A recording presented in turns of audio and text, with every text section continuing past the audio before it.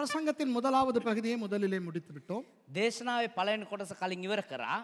தேவன் நினைத்தருளுகிறவரும் மறக்கிறவருமாய் இருக்கிறார். දෙවියන් වහන්සේ සිහි කරන දෙවියන් වහන්සේවත් ඒ වගේම අමතක කරන දෙවියන් වහන්සේවත් සිටිනවා. We have completed segment number 1 of this sermon. God remembers and he forgets. And both are for our benefit. அந்த இரண்டுமே நமக்கு நன்மையை பயக்கின்றன. ඒ දෙකම අපිට යහපත්ව තිබෙනවා. இனி நம்மை குறித்து வருவோம். දැන් අපි ගැන එමු අපි. நாம் நினைக்க வேண்டுமா மறக்க வேண்டுமா? මම අපි நாம் කියන්නේ අපි. අපි අමතක කරන්න ඕනේද? එහෙම නැත්නම් මතක තියාගන්න ඕනේද? Let's talk about us. Should we remember or should we forget? As I told you earlier, there are things that we don't want to remember but we remember, and we don't want to forget but we forget. நான் ஏற்கனவே சொன்னபடி சில விஷயம் நினைக்க வேண்டியது நினைக்க முடியாமல் இருக்கிறோம். කලින් කියපු විදිහේ සමහර මතක තියාගන්න ඕන දේවල් මතක තියාගන්න බැරුව ඉන්නවා. மறக்க வேண்டியதை நினைத்துக் கொண்டிருக்கிறோம். ඒ වගේම අමතක කළ යුතු දේවල් මතක තියාගෙන ඉන්නවා. இந்த நாட்களிலே உயர்தர பரீட்சை இலங்கையிலே நடந்து கொண்டிருக்கின்றது. මේ දවස්වල ශ්‍රී ලංකාවේ උසස් පෙළ විභාගය පැවැත්වෙමින් These තිබෙනවා. days the A-level examinations are happening. நான் சொல்லுவேன், A-level exam நம்ம காலத்தில் நடக்கும் பொழுது நான் பயப்படவே இல்லை. கொஞ்சம் கூட திகில் பயம் கலக்கம் எனக்கு இல்லை. මම කියනවා මගේ කාලේ මම ඒලවල් ලියන කාලේ මට ඒක විභාගය පැවැත්වෙද්දී මට බයක් තිබුණේම නැහැ. You know, during our days when my people, when the A-level examinations were happening in my days, I was not at all panicking. I was not worried. என்ன தெரியுமா? ඇයි දන්නවද? நான் தான் A-level எழுதவே இல்லை. මම ඒලවල් ලිව්වෙම නැහැනේ.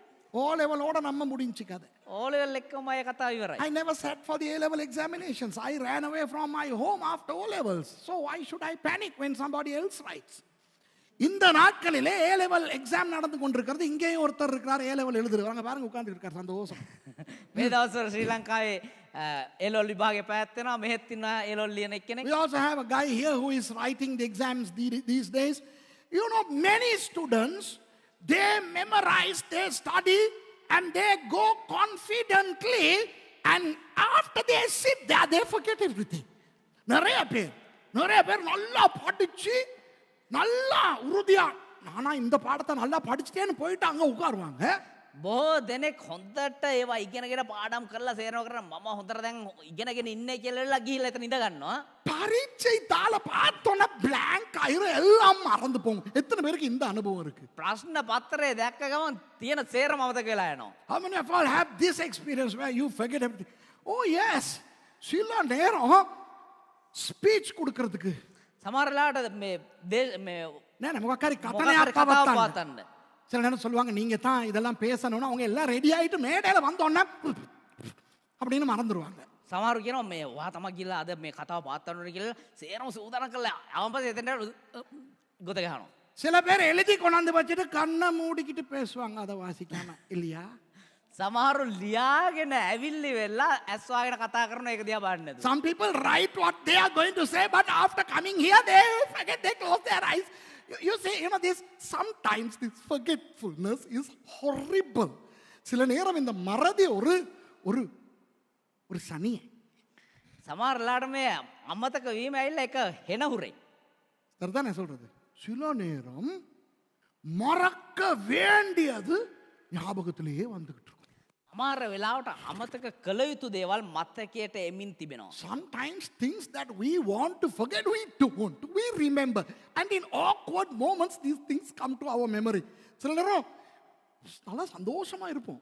සමහරලාට හොඳ සන්තෝෂෙන් ඉන්නවා. திடீர்னு ஏதாவது ஒரு சொரித்தனமான கடந்த கால ஒரு கவலை ஞாபகத்துக்கு வந்தோன்னா காத்து போன பலூன் மாதிரி ஆகிரும். එක පාටම පහුගිය අතීතේ මා කර එපා කරව මතකයක් ඔළුවට ආව ගමන් මර හුලංගේ බැලුමේ වගේ එක පාටම කඩා වැටෙනවා. ஆமாவா இல்லையா? ඇත්තද බොරුද? இப்ப வேதத்தின்படி இப்பொழுது நான் உங்களுக்கு என்ன சொல்லிக் கொடுக்க போகிறேன் என்றால், දැන් බයිබල් ප්‍රකාරව ඔබට මොකද්ද දැන් කියලා දෙන්න යන්නේ කියනවා නම් நாம் மறக்க வேண்டியவர்களாய் இருக்கிறோம். අපි අමතක කළ යුතු පුද්ගලයන්ව සිටිනවා. மறதி முக்கியம்.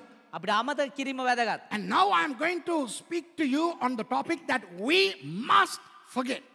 We have to cultivate the habit of forgetting.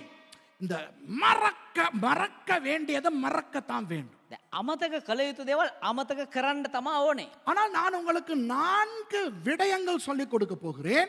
හැබැයි ඔබට කාරණා 4ක් පෙන්වන්න යනවා. இந்த மறதி சம்பந்தமாக මේ අමතක කිරීම සම්බන්ධව. என்னத்தை மறக்க வேண்டும் என்று.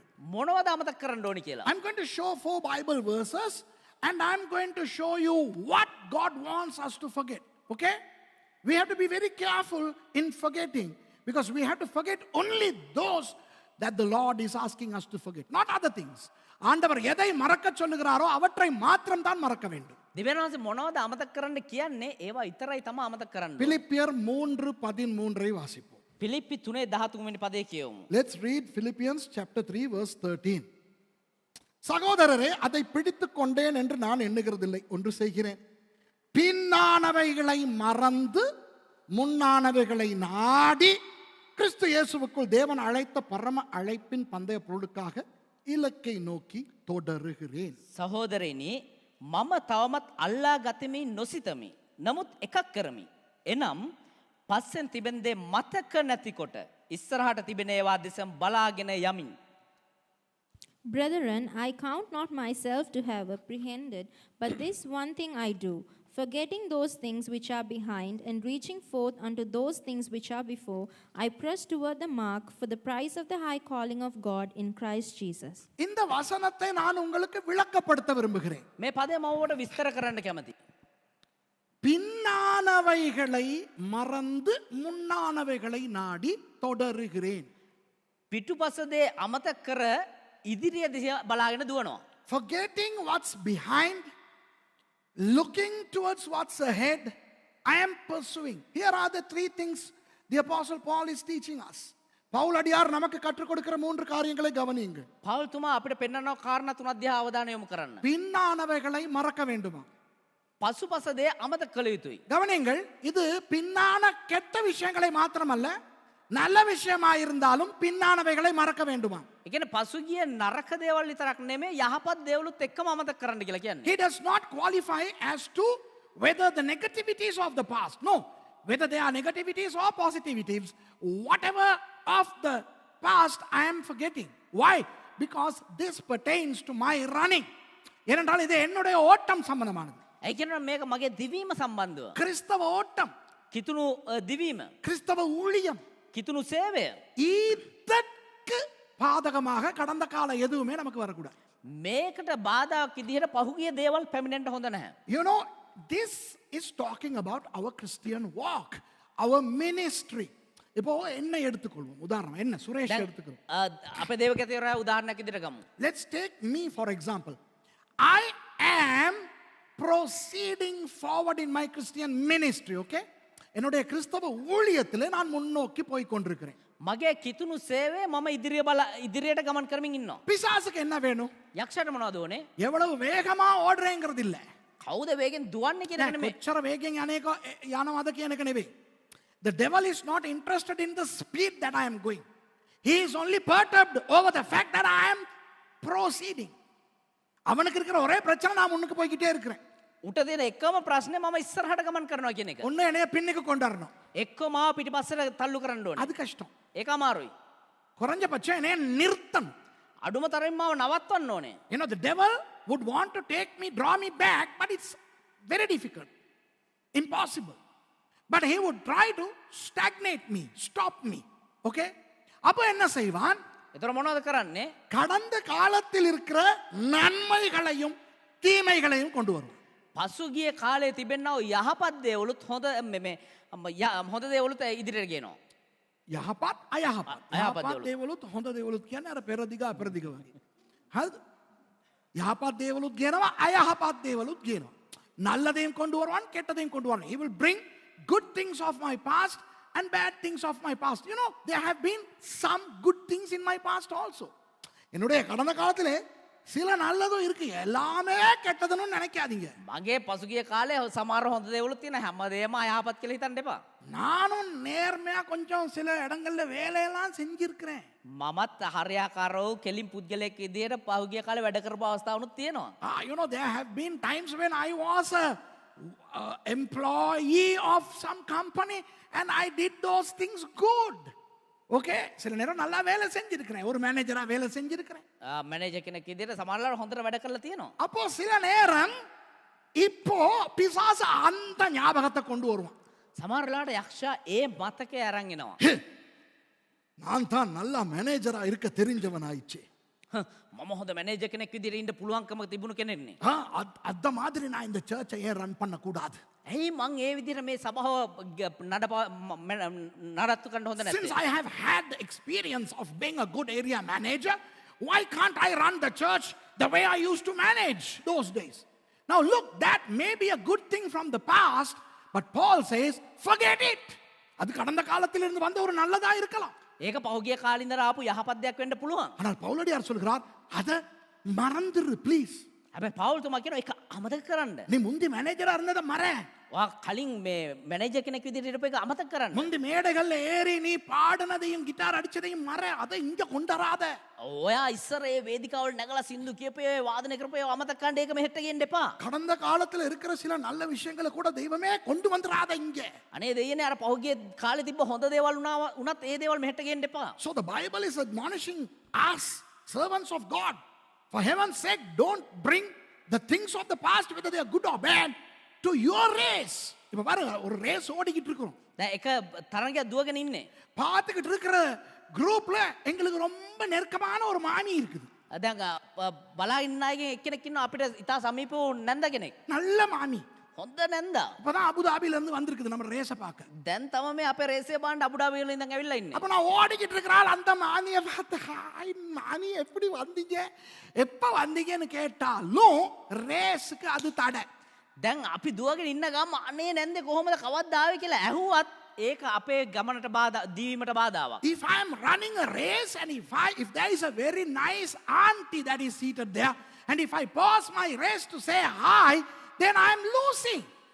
Even though the auntie is good, what I am doing is not good. Forget the auntie and run. அந்த மாமியை மறந்துட்டு ஓடு நீ.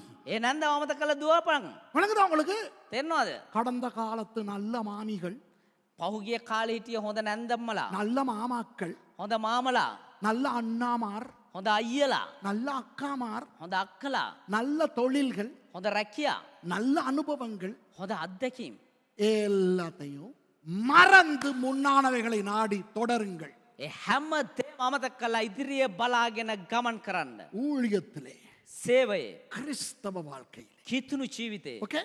So in our Christian walk and if in our ministry, we have to forget not only the bad things but also the good things of the past. Okay, that's number one. Also, let's go to Isaiah chapter 43 and verse 18. ஏசாயா 43 அதிகாரத்திலே 18வது வசனத்தை வாசிப்போம். යසායා 43 වෙනි පරිච්ඡේදයේ 18 වෙනි පදයේ කියමු. முந்தினவைகளை நினைக்க வேண்டாம், பூர்வமானவைகளை சிந்திக்க வேண்டாம். පළමු කාරණා සිහි නොකරන්න, පුරාණ දේවල්ද කල්පනා නොකරන්න. Remember ye not the former things, neither consider the things of old. இந்த பூர்வமானவைகள் என்றால் என்ன? මේ පුරාණ පුරාණ දේවල් කියන්නේ මොනවද? So what are these? How does it say in English? Read it again. Former things. How? Remember ye not the former things, Uh-huh. neither consider the things of old. Things of old. You know what is the meaning of these things of old? இந்த பூர்வமானவைகள் என்றால் என்ன? මේ පුරාණ දේවල් කියන්නේ මොනවද? நாம் ரட்சிக்கப்படுவதற்கு முன்பு நமக்கு சொந்தமாயிருந்த பூர்வீகங்கள். பூர்வீகம் சரியா? අපි ගැලීම ලබන්ට පෙර අපිට තිබුණා වූ අතීත දේවල්. புராண தேவல். Okay, the things of our old nature, old life, our pre-Christian life. இப்போ தமிழர்களுக்கும் சிங்களவர்களுக்கும் ரொம்ப முக்கியமான ஒன்று, දැන් දෙමළ ජාතීන්ටත් සිංහල ජාතීන්ටත් ඉතා වැදගත් වූ දෙයක් තමයි நீங்க என்ன ஜாதி, நீங்க என்ன குலம், நீங்க என்ன கோத்திரம். වා මොන ජාතියේද වා මොන කුලයේද ඒ වගේ දේවල්. You know, Tamil people and Sinhala people have this problem. More than the Sinhala people, Tamil people have this problem. Sinhala people also have the problem. Udarata, Pahatarata. Okay. So, this is about their tribe, their caste. And I'll tell you, a lot of Tamil Christians are still clinging on to they are caste curse. இன்றைக்கு நிறைய கிறிஸ்தவர்கள் தங்கள் ஜாதியை இன்னும் பிடித்துக் கொண்டிருக்கிறார். අද බොහෝ කිතුනුව තාම තමුගේ කුලය අල්ලගෙන நான் ரட்சிக்கப்பட்டிருக்கிறேன் தான், මම ගැලේම ලබලා තියෙනවා තමා. இவரு ரட்சிக்கப்பட்டிருக்கிறாரு தான். ඒත් ගැලේම ලබලා තියෙනවා තමා. ஆனா நாங்க ஃபார்வர்ட் கம்யூனிட்டி, நாங்க கொஞ்சம் உயர்ந்த ஜாதி, ඒ වුණාට අපි පොඩ්ඩක් උසස් කුලයේ. அவங்க பேக்வர்ட் கம்யூனிட்டி. பேர் ஜாதி விளங்குதா உங்களுக்கு? பூர்வீகம். நான் தமிழன், நான் சிங்களவன், நான் மலையாளத்தான், நான் வெள்ளக்காரன், நான் ஜெர்மன்காரன். கிறிஸ்தவர்களுக்கு பூர்வீகம், திங்ஸ் ஆஃப் ஓல்ட். ඒ කියන්නේ කිතුරුවන්ට තියෙනවා මම උසස් කුලයේ, මම පහත් කුලයේ, මම දෙමළ තමා, මම සිංහල තමා, මම ජර්මන් තමා, මම සුද්දෙක් තමා. ඒ කියන්නව එක් ભેදය. So we have to forget our old nature. We have to forget things of our old. இந்த பூர்வமானவைகளை சிந்திக்க கூடாதாம். මේ අතීත දේවල් සිහි කරන්න එපාලු. முந்தினவைகளை நினைக்க வேண்டாம், பூர்வமானவைகளை சிந்திக்க வேண்டாம். அடுத்த வசனம் சொல்கிறது, இதோ புதிய காரியத்தை செய்கிறேன். මේ අතීත දේවල් සිහි කරන්න එපාලු. ඊළඟ පදේ කියනවා වෙන්න අලුත් දෙයක් කරනවා.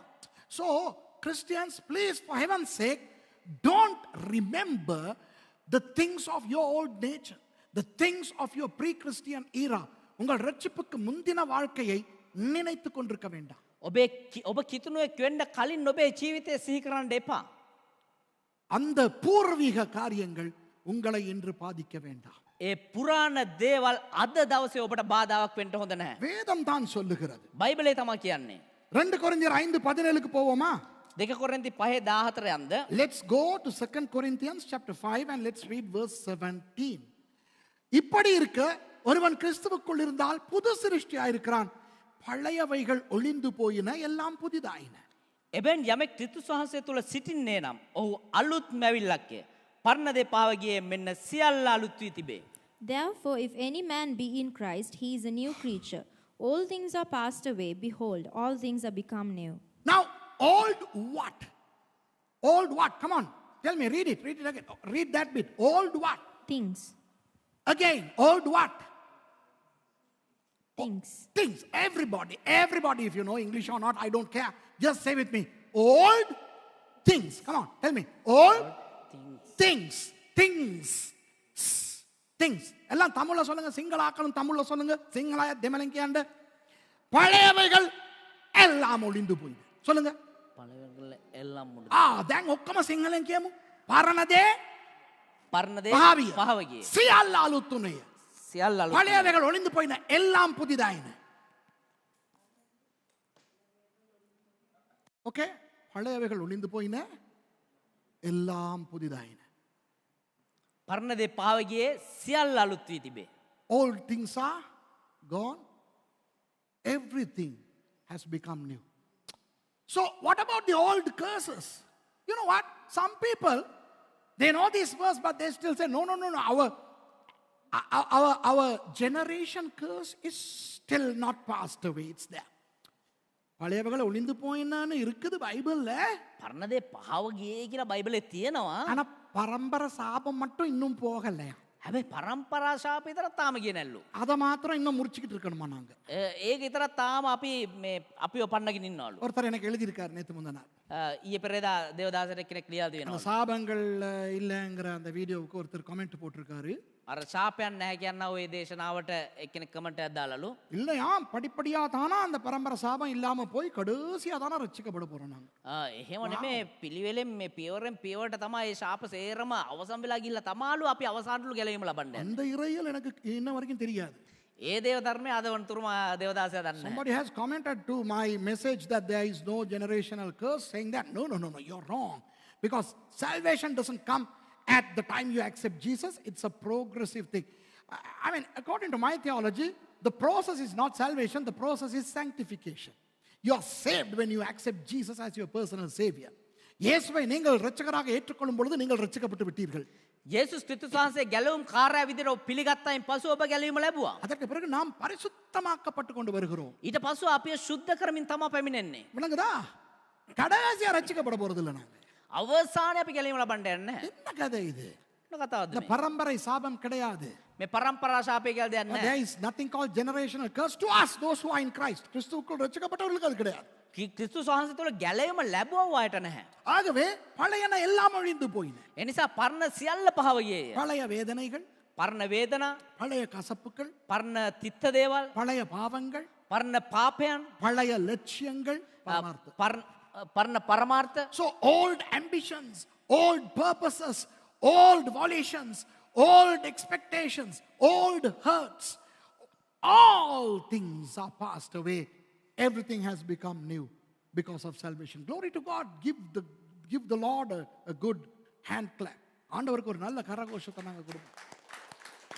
பழையவைகள் ஒளிந்து போயின, எல்லாம் புதிதாயின. පරණ දේ පාව ගිලා සියල්ල අලුත් වෙලා තියෙනවා. ஆகவே பழைய விஷயங்களை நீங்க ஞாபகப்படுத்திக்கிட்டு இருக்க வேணும். ඒ නිසා පරණ දේවල් ආයේ මතක් කරගෙන ඉන්න එපා. அதற்கு பழைய ஏற்பாட்டில் ஒரு நல்ல உதாரணத்தை உங்களுக்கு நான் எடுக்க போகிறேன். මේකට පරණ ගිවිසුමේ හොඳ උදාහරණයක් ඔබට ගන්න දෙන්න යනවා. Again, I'm going to give you an example from the Old Testament. There was a guy called Joseph, one of the sons of Jacob. Remember that guy?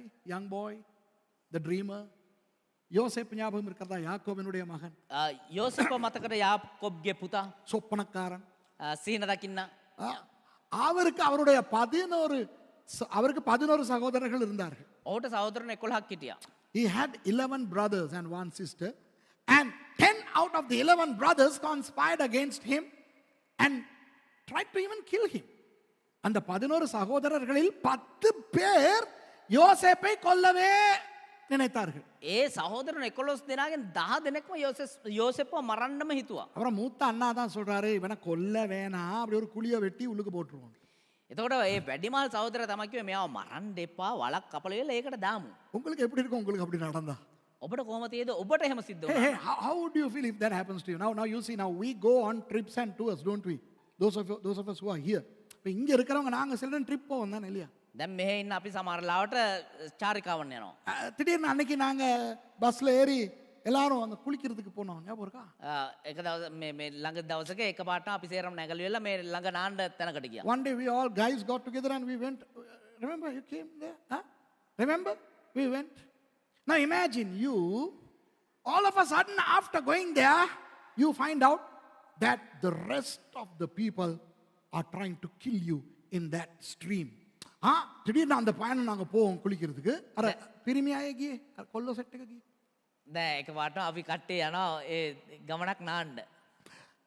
அப்போ திடீர்னு அங்கன வச்சு நீங்க நினைக்கிறீங்க, දැන් එකපාරටම එතන உங்களுக்கு தெரியுது ඔබට දැනෙනවා දැන් එතනදී எல்லாரும் சேர்ந்து என்னைய கொல்ல போறாங்க. எப்படி உங்களுக்கு உணர்வு வரும்? என்ன நினைப்பீங்க? හැමෝම එකතු වෙලා මාව මරන්න උත්සාහ කරනවා කියලා ඔබට දැනුනොත් එහෙම ඔබට කොහොම හැඟෙයිද? How would you feel if you realize that everybody is trying to kill you?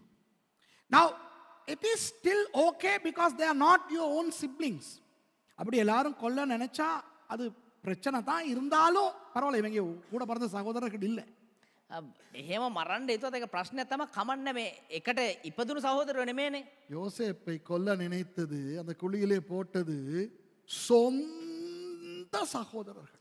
යෝසෙප්ව මරන්න හැදුවේ එහෙම නැත්නම් ඒ අනතුරට ලක්කන්න හිතේ තමුන්ගේම සහෝදරයෝ. It was Joseph's own siblings who did this to him. Finally, they saw a caravan and then sold this guy as what? As a slave. அந்த ஒரு வழிபோக்கர்களை கண்டு அடிமையாக இவனை விற்றுவிட்டு பணத்தை வாங்கிட்டு போறான். ඊට පස්සේ ඒ බෙලෙන්දුම්ව දැකලා වහල්ලෙක් විදිහට විකුණලා යලා සල්ලි අරගෙන යනවා යාව. தன்னுடைய சகோதரர்கள் தன்னை கொல்ல நினைத்தார்கள். තමුන්ගේ සහෝදරය එයාව මරන්න හිතුවා. His brothers tried to kill him. Then his brothers sold him as a slave. சகோதரர்கள் இவரை அடிமையாய் விற்றார்கள். සහෝදරයම එයාව වහල්ලෙක් විදිහට විකුණුවා. போர்த்திபார் என்றவனுடைய வீட்டிலே இவன் போய் அடிமையாய் இருக்கிறான். පෝතිපර්ගේ ගෙදර එයා වහලෙක් විදිහට හිටියා. He was a slave in the house of Potiphar, and then a problem happened between him and Potiphar's wife, and he ended up in prison. போத்திபாரினுடைய மனைவி பிரச்சனை இழுத்தபடினால இவன் சிறையில கிடக்குறான். இப்ப පෝතිපර්ගේ බිරිඳගේ ප්‍රශ්න නිසා දැන් මෙයා හිරේ ඉන්නවා. அந்த சிறையில இருக்கும் பொழுது இவனுக்கு இவனுடைய அண்ணன் மாரை நினைக்கும் பொழுது என்ன உணர்வு வந்திருக்கும்? ඒ හිරේ ඉඳලා මෙයාට එයාගේ තමුන්ගේ සහෝදරයෝ ගැන හිතද්දි මොන වගේ හිතෙන්නේ නැද්ද? When he was in the prison and when he remembered his siblings, imagine his anger, his despondency, his bitterness towards his brothers. தன்னுடைய சகோதரரை குறித்து எப்படி ஒரு கோபம், எரிச்சல், கசப்பு வந்திருக்க வேண்டும். තමුන්ගේ සහෝදර පිළිබඳ කොච්චර වූ කෝපයක් කොච්චර තිත්තකමක් කොච්චර එපාවීමක් එන්න ඕනේද? நானா இருந்தா என்ன நினைச்சிருப்பேன் தெரியுமா அந்த சிறையில இருந்து? මම වෙලා තිබුණා නම් ඒ හිරේ ඉදි මොනවද දන්නවද මං කරන්නේ? சாமின்னு ஒண்ணு இருந்தா දෙයියෝ කියලා එක්කෙනෙක් හිටියානම් என்னை இதுல இருந்து வெளியே கொண்டா මාව මෙතනින් එළියට ගේන්න நான் போய் அந்த 10 பேரையும் ஆசை தீர போட்டு தள்ளணும். මම ඒ 10 දෙනාම මරලා දානවා. ඝාතනය කරන්න. You know, I would pray to any God if I was Joseph, right? I would say, if there is a God, I mean, I don't care the name of that God. It could be the God of the Egyptians, Babylonians, whatever. Take me out of this quagmire and let me go and slaughter my 10 brothers who put me into this. நீங்க என்ன நினைப்பீங்க? ඔබ නම් මොනවද හිතන්නේ? உங்களை பார்க்க எப்படி தெரியுமா இருக்குது? ඔබට ඒක බලද්දි කොහොමද තියෙන්නේ? இல்ல உங்களை நான் பார்க்கும்போது எனக்கு என்ன தெரியுமா தோணுது? ඔබ දිහා මං ඔබ දිහා බලද්දි මොනවද දන්නවද මට හිතෙන්නේ? நீங்க என்ன அந்த சிறையில இருந்து ஜெபிச்சு இப்படி ஜெபிப்பீங்க, ஆண்டவரே அந்த 10 பேரையும் ஆசீர்வதியுங்கள். ඔබ වුණා නම් ඔබ ඒ හිරේ ඉඳලා කියයි ස්වාමිනේ ඒ 10 දෙනාව ආශිර්වාද කරන්න. When I look at your faces, I feel like you would have prayed to any God saying, bless my brothers, it doesn't matter what they did to me. But I am not like that. நான் அப்படி கிடையாது. හැබැයි මම එහෙම නැහැ. யோசேப்புக்கு சந்தர்ப்பம் கிடைத்தது. යෝසෙෆ්ට අවස්ථාවක් හම්බ වුණා. Joseph got the opportunity. You know what?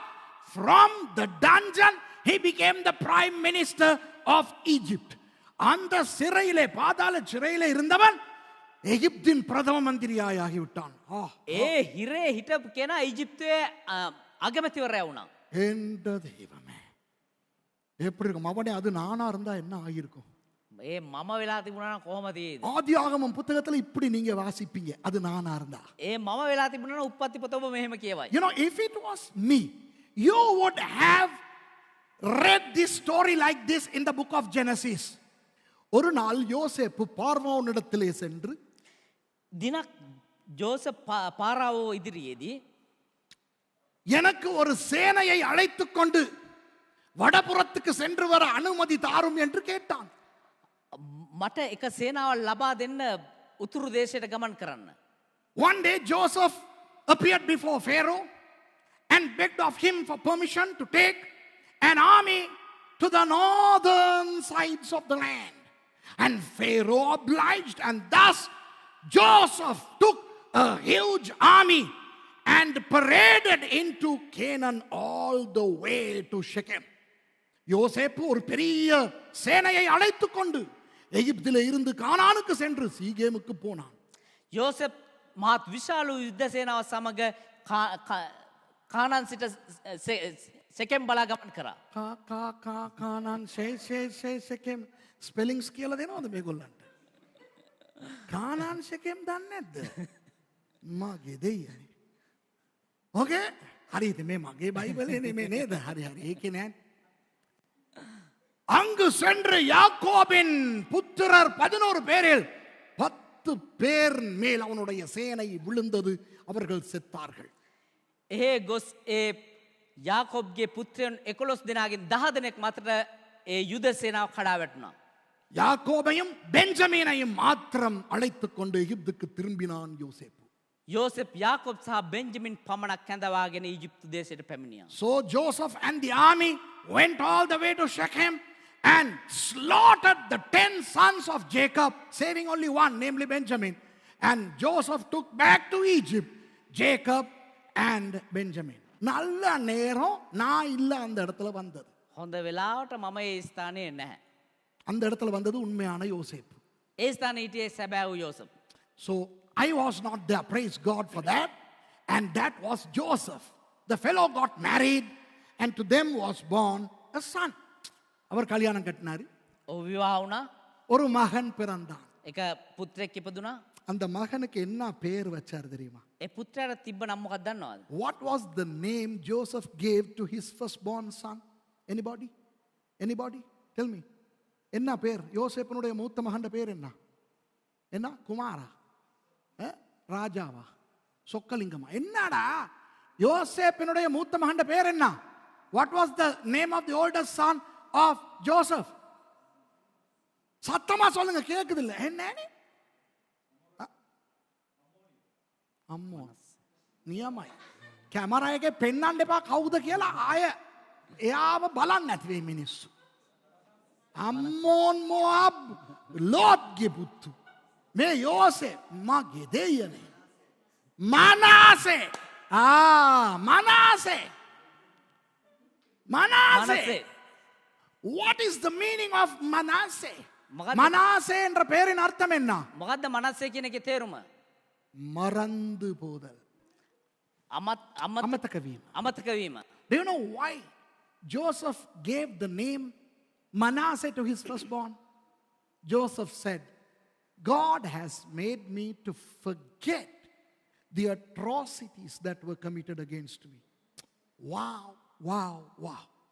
எனக்கு எதிராய் செய்யப்பட்ட துரோகங்களை මට විරුද්ධව කරවේ ද්‍රෝහිකම් ஆண்டவர் என்னை மறக்க வைத்தார்.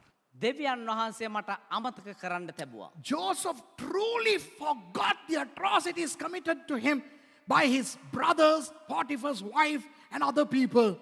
And he was a free man. யோசேப்புக்கு எதிராய் துரோகம் செய்தவர்களை மறந்து போனார் யோசேப். යෝසෙප්ට විරුද්ධව විරුද්ධකම් කරා වූ අයව යෝසෙප් අමතක කර දැම්මා. அதனால் அவர் ஒரு சுதந்திரமான மனிதனானார். ඒ නිසා ඔහු ඉතා නිදහස් වූ පුද්ගලයෙක් බවට පරිවර්තනය. அந்த யோசேப்பினிடத்திலிருந்து ஏதாவது ஒன்றை நீங்கள் கற்றுக்கொள்ள வேண்டுமானால் ඒ යෝසෙප්ගේ ජීවිතේල මොනවා හරි එක දෙයක් ඔබ ඉගෙන ගන්න අවශ්‍ය නම් இதை கற்றுக்கொள்ளுங்கள். මේක ඉගෙන ගන්න. If you want to learn one thing from the life of Joseph, learn this thing. As a symbol to his forgetfulness, he called his firstborn Manasseh, a Hebrew name given to a child born in Egypt. Wow! ஒரு எகிப்திலே பிறந்த ஒரு பிள்ளைக்கு எபிரேய பெயரை வைக்கிறார் யோசேப். ඒ ඊජිප්තුවේ ඉපදුණු දරුවෙකුට යෝසෙප් හේබ්‍රව් නමක් තියෙනවා. மனாசே, ஆண்டவர் என்னை மறக்க அடித்து விட்டார். මනස්සේ දෙවියන් වහන්සේ මට අමතක කරන්නට සැලැස්සුවා. நாம் கடந்த கால கசப்புகளை வைத்திருந்தோமானால் අපි පසුගිය අතීතයේ ඒ තිත්තකම් තබාගෙන හිටියනම් நம்முடைய வாழ்க்கையிலே நிம்மதியே வராது. අපේ ජීවිතයට සැනසීමක් එන්නෙම නැහැ. If we carry the bitternesses of our past into our lives, we are never going to be happy. Those of you who are watching this message, are you upset with your siblings? இந்த பிரசங்கத்தை கேட்டுக்கொள்கிற இடத்துல நான் கேட்கிறேன். මේ දේශනාව බලන් ඉන්න ඔබෙන් අහන්නම්. உங்களுடைய சகோதரர்களை குறித்து உங்களுக்கு ஒரு கசப்பு தன்மை இருக்கிறதா? ඔබේ සහෝදරයන් කියන ඔබට තිත්තකමක් තියෙනවද? உங்கள் பெற்றாரை குறித்து, உங்கள் குடும்ப அங்கத்தவர்களை குறித்து உங்களுக்கு ஒரு கசப்பு தன்மை இருக்கிறதா? ඔබේ දෙමව්පියන් කියන ඔබේ පවුලේ සමාජිකයින් කියන ඔබට තිත්තකමක් තියෙන්න Are පුළුවන්. you carrying any bitterness against your family members? Perhaps your husband, your wife, your children, உங்கள் புருஷன், உங்களுடைய மனைவி, உங்களுடைய பிள்ளைகள், ඔබේ බිරිඳ, ඔබේ ස්වාමි පුරුෂ, ඔබේ දරුවන්, உங்க பாஸ்டர், நீங்க முந்தி போன சர்ச் அல்லது அங்க இருந்த அந்த மூப்பர், ඔබේ දේවදාසයා, ඔබ කලින් ගියා වූ සභාව, එහෙම එහෙ හිටියා වූ වැඩිමහල්ලෝ, the church that you used to attend before, that pastor, that elder, that elder's wife, I mean whoever. Are you harboring any sort of bitterness against anyone? Learn this lesson from Joseph. நீங்கள் யாரை குறித்தாவது ஏதாவது ஒரு கசப்பு தன்மை உங்களுக்கு இருக்கும் என்றால் ඔබට කවුරු හරි ගැන කුමන හෝ ආකාරයෙන් තිත්තකමක් තිබෙනවා නම් யோசேப்பிடமிருந்து இந்த பாடத்தை கற்றுக்கொள்ளுங்கள். යෝසෙප් තුලින් මේ පාඩම ඉගෙන ගන්න. என்ன தெரியுமா சொல்லுவோம் நாங்க? අපි මොනවද දන්නවද කියන්නේ? சரியான காரணம் தானே பாஸ்டர். හරි හරි හේතුවන්නේ pastor. You know, when we talk about our hurt, we say with all the right reasons. Come on, what more right reasons could you have than Joseph? யோசேப்புக்கு இருந்ததை விடவா உங்களுக்கு சரியான காரணம்? යෝසෙප්ට තිබුණට වඩා වූ හරි කාරණාද ඔබට තියෙන්නේ? எவ்வளவு அப்பாவி. කොච්චර අහිංසකද? அவனா போயிட்டு வீடியோ பீஸ் எடுத்து போட்டு பார்த்தான். தானா கனவு வந்துச்சு. එයා ගිහිල්ලා වීඩියෝ එකක් දාලාද බැලුවේ? නිකන් බුදියකට හිටපු එකාට ස්වප්නයක් ආවා. Did he go and put the Blu-ray disc to watch something? The fellow was sleeping and he dreamt a dream. He came and told the dream. கண்ட கனவை வந்து சொல்லி தொலைச்சிட்டான். ඒ හීනක් ඇවිල්ලා යව නැති කරා. கனவு கண்டது அவன்ட தப்பா? හීන දකින්න එයාගේ වැරද්දක්ද? Was it his mistake that he saw a dream? What happened? My goodness, he was almost killed by his own siblings. சொந்த அண்ணன்மாரே கொல்ல போனாங்க இவர். තමුන්ගේම සහෝදරයෝ මරන්න ගියා යාව. போத்திபருட வீட்டுக்கு வேலைக்கு போனாரு. පෝතිපර් ගෙදර වැඩට ගියා. இவர் வாட்ட சாட்டமா அழகா இருந்தது இவர் தப்பா? මෙයා හොඳ කඩවසම්ම හිටපු එක මෙයාගේ වැරද්දක්ද? Was it his mistake that he was a smart guy? Does the Bible say that, after going to Potiphar's house, he was using the gym of Potiphar to attract that man's wife? போத்திபர் வீட்டுக்கு போயிட்டு පෝතිපර්ගේ ගෙදරට ගිහිල්ලා யோசேப்பு exercise மெஷினிலே ஏறினான். යෝසෙප් exercise machine එකට නැංගා. போத்திபரின் மனைவி போகும் நேரம் பார்த்து தன்னுடைய சிக்ஸ் பேக் பாடியை காட்டிக் கொண்டிருந்தவனாய் இருந்தான். පෝතිපර්ගේ බිරිඳ යද්දී තමුන්ගේ සික් පැක් බොඩිය පෙන්නමින් ඔහු හිටියා. இவன் பாட்டுக்கு வேலைக்காரனா போனா அவ பாட்டுக்கு இவன்ல கவரப்பட்டா அதுக்கு இவன் என்ன செய்வான்? එයාගේ පාඩුවයා වැඩ කරගෙන ගියා. එයාම නෙමේද ඇවිල්ලා මේ කරදර කරේ. ඒ ගෑනිම නිකම් මුව දැකලා පාපෙට වැටුණා. ඒකට මූ මොනවා කරන්නද? What did this innocent fellow do when that woman fell in lust to this guy? அவ வந்து காட்டி பிடிக்கிறான். ඇවිල්ලා බදාගත්තා. இவன் தப்பி ஓடுனது தப்பா?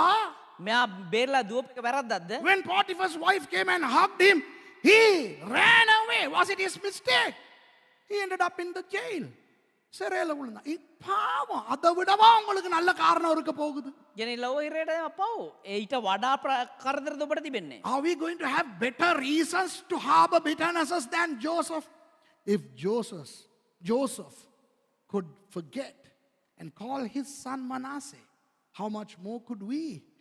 யோசேப்பே இவற்றையெல்லாம் மறந்து யோசேப் ඒ සියල්ලම අමතක කරලා தன்னுடைய மகனுக்கு அதற்கு அடையாளமாய் மனாசே என்று பெயர் வைக்கின்ற அளவுக்கு இருந்தால் තමුන්ගේ දරුවට ඒකට සංකේතයක් විදියට මනස්සේ කියලා නම තිබ්බනම් எவ்வளவு அதிகமாய் நாம் மறக்கக்கூடியவர்களாய் இருக்க வேண்டும். කොයි තරම් දුරට අපි අපේ දේවල් අමතක කළ යුතුද? ஆகவே இந்த பிரசங்கத்தின் இரண்டாவது பகுதியை நான் முடிவுக்கு கொண்டு வருகிறேன். ඒ නිසා මේ දේශනාවේ දෙවනි කොටස දැන් අවසානට ගෙන එන්නම්. மறக்க பழகுவோம். අමතක කරන්න පුරුදු වෙමු. So let me draw the second session of this sermon into a close by saying, let us learn to forget.